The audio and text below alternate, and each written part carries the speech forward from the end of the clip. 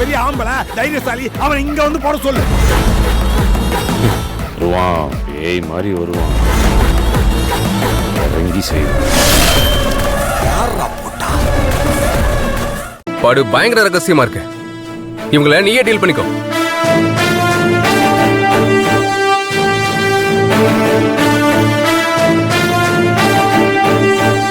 இதுக்கெல்லாம் காரணம் நீதானா? இல்லப்பா, நான் நாங்க ஒளிஞ்சு வாழ்றது எங்க உயிருக்கோ உங்களுக்கோ ஆபத்து வருங்கிற பயத்துல இல்ல. எந்த மூஞ்ச வச்சுக்கிட்டு ஊர்ல போய் நிக்கிறது? இந்த குற்ற உணர்ச்சினாலதான் அங்க போறதுல இதை பத்தி யார்ட்டையும் சொல்றது இல்ல. உங்க சூழ்நிலை எனக்கு புரியுதுப்பா. நீங்க தப்பு பண்ணிட்டீங்க, அதனால அங்க போய் நிக்க முடியல. இதெல்லாம் சரிதான். கிட்டத்தட்ட 30 வருஷம் ஆச்சு. எல்லாரோட மனநிலையும் மாறி இருக்கும் இல்லையா? நம்ம ஒரு வாட்டி போய் பார்த்துட்டு வரதால என்ன ஆயிட போகுது? நீ பிறந்ததுக்கு அப்புறம் குலதெய்வ கோயிலுக்கு ஒரு வாட்டி நாங்க போயிருந்தோம். இன்னொரு வாட்டி ஊருக்குள்ள அவன் கால் எடுத்து வச்சானா என் மூச்சு நின்றுன்னு எங்க அப்பா சொல்லியிருக்காரு.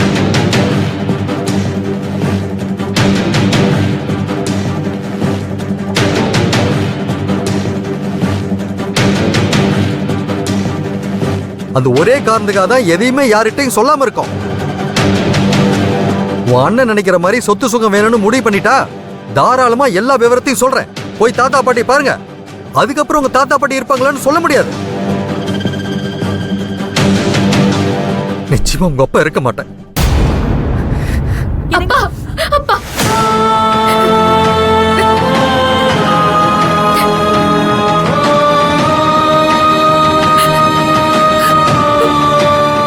இனிமே இது சம்பந்தமா நான் எதுவுமே கேட்க மாட்டேன்ப்பா.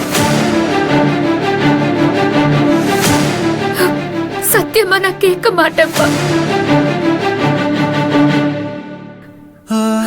கேட்க மாட்டேன்ப்பா.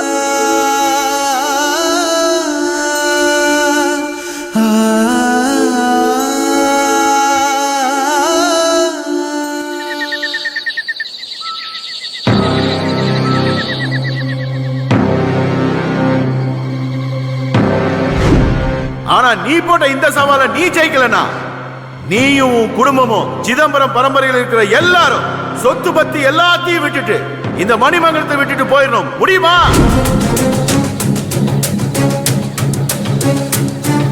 ஒருவேளை நான் சொன்னது போல நடக்கலன்னு வையே, நீ சொன்ன மாதிரி சொத்து பத்தி எல்லாத்தையும் விட்டுட்டு கட்ட துணியோட நாங்க எல்லாரும் இந்த மணிமங்கலத்தை விட்டு கிளம்புறோம். இது நான் கும்பிடுற சாமி மேல சத்தியம்.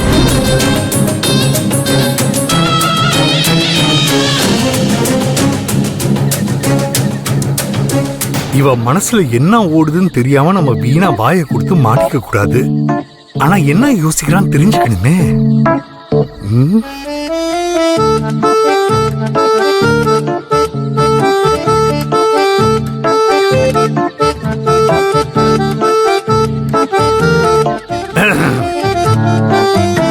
என்ன இல்ல, இந்த ஃபங்க்ஷன்ல அந்த சமையல்காரன் நம்மள நல்லா ஏமாத்திட்டான் பாத்தியா? நீ சொன்ன ஐட்டம் எதுவுமே போடல. அந்த பூக்கடைக்காரன் இருக்கானே, பூக்கு தனி கணக்கு, புஷ்பத்துக்கு தனி கணக்கு, ஃப்ளவருக்கு தனி கணக்குன்னு எழுதியிருக்கான். அப்புறம் அந்த மண்டப டெக்கரேஷன் பண்ணவன். இதான் உன் கவலையா? என் கோவத்தை கலப்பாத சொல்லிட்டேன். அந்த கலிவரதன் எவ்வளவு பெரிய சிக்கல்ல கொண்டு போய் மாட்டி விட்டுருக்கான் தெரியுமா? நம்ம கதிரும் அவன் நோக்கம் தெரியாம கொஞ்சம் கூட முன் யோசனையே இல்லாம வார்த்தையை விட்டுட்டான். ஆமா ரங்கு, நானே கதிர் கணத்தை 2 விட்டுருப்பேன். ஆனா அந்த கலிவர்தன் கிட்டே பயம் இல்லாம பேசினால்தான் விட்டுட்டேன்.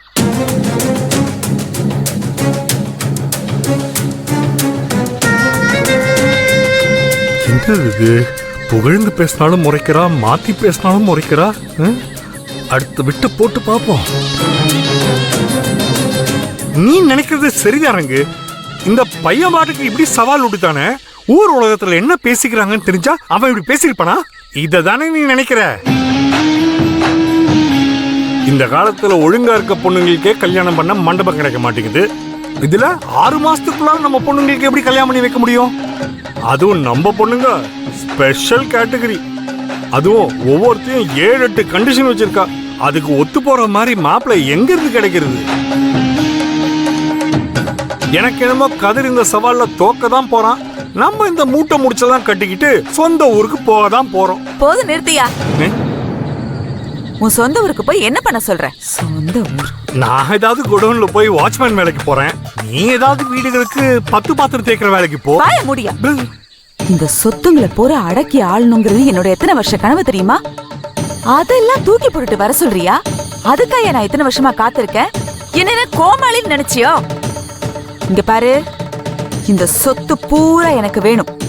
அதுக்கு என்ன பண்ணலாம் சொல்லு. என்ன பண்றது, நம்ம பசங்கனால நமக்கு எந்த லாபமும் இல்ல. இந்த பந்தயத்துல தோத்துட்டு வெறுங்கையோட போறதை விட பேசாம இந்த சொத்தையெல்லாம் வந்த விலைக்கு வித்துட்டு நம்ம சொந்த ஊருக்கே செட்டில் ஆயிடலாம்.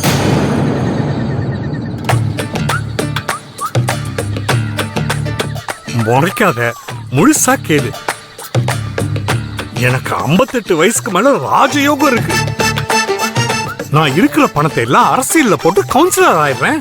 நீயும் கெத்தா என் கூட கவுன்சிலர் பொண்டாட்டி ஆயிட்டு கவுன்சிலர் பொண்டாட்டின்னு ஊரெல்லாம் சுத்தலாம். ஏதாவது சொல்லிட போறீங்க? எனக்கு இந்த கவுன்சிலர் பொண்டாட்டிலாம் வேணாம். எனக்கு இன்னைக்கு என் பையன் போட்ட சவால்ல ஜெயிக்கணும். அவன் ஜெயிச்சாதான் என் அப்பா சிதம்பரத்தோட சொத்துங்க பூராத்தையும் என்னால அனுபவிக்க முடியும். இது என் பையன் சவால் மட்டும் இல்ல, என் தன்மான பிரச்சனையாவும் ஆயிடுச்சு. என் 3 பொண்ணுங்களுக்கும் நான் கல்யாணம் பண்ணி வைப்பேன். என் அப்பா சொத்துங்க பூராத்தையும் நானே அனுபவிப்பேன். அப்படின்னா நான் இந்த ஊர்லயே கவுன்சிலர் ஆக போறேனா? சும்மா உளறிட்டு இருக்காம பொண்ணுங்களுக்கு மாப்பிள்ள பாக்குற வழிய பாரு.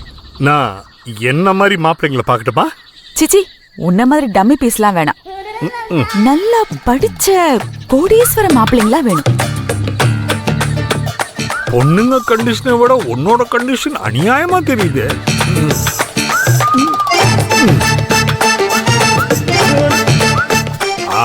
அது எப்படி கிடைக்கும்? கிடைக்கும்.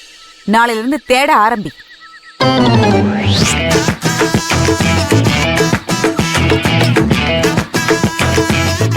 மாப்பிள்ளைங்களை தேடுறதா? ஆகிற வேலையை நான் சரியா செய்ய மாட்டேன். இவ்வளவு நேரம் வீரவசனம் பேசிட்டு கடைசியில என்னையே மாப்பிள்ளைங்களை தேட சொல்றா. இது தெரிஞ்சா நானே சும்மா இருந்திருப்பேனே. எப்படியோ வர்ற மாப்பிள்ளைங்க முட்டாளுகளா இருந்தாதான் ஏன் பாடு சரியா இருக்கும். ஹாய், நீங்க உட்காருங்க சார். ஓகே. அருண், உங்ககிட்ட சொல்லிருக்கேன்ல, நான் சொன்ன மேரேஜ் புரோக்கர் சரவணன் இவர்தான். திருச்சி பக்கத்துல தான் இவர் ஊரு. Hi sir. Hi sir. மச்சி, என்னை பத்தி எல்லா டீட்டெயிலும் சொல்லிட்டியா? எல்லாத்தையும் சொல்லிட்டார் சார். சார், நீங்க பார்க்கிறதுக்கு ஹீரோ மாதிரி இருக்கீங்க சார். கவலையை விடுங்க. நல்ல வசதியான வீட்டுல உங்களை மாப்பிள்ளை ஆக்க வேண்டியது ஏன் பொறுப்பு சார். நான் பொதுவா மற்ற மேரேஜுக்கு வாங்குற பேமெண்ட் வேற, ஆனா உங்களுக்கு ஸ்பெஷல் பேமெண்ட் ஆகும் சார்.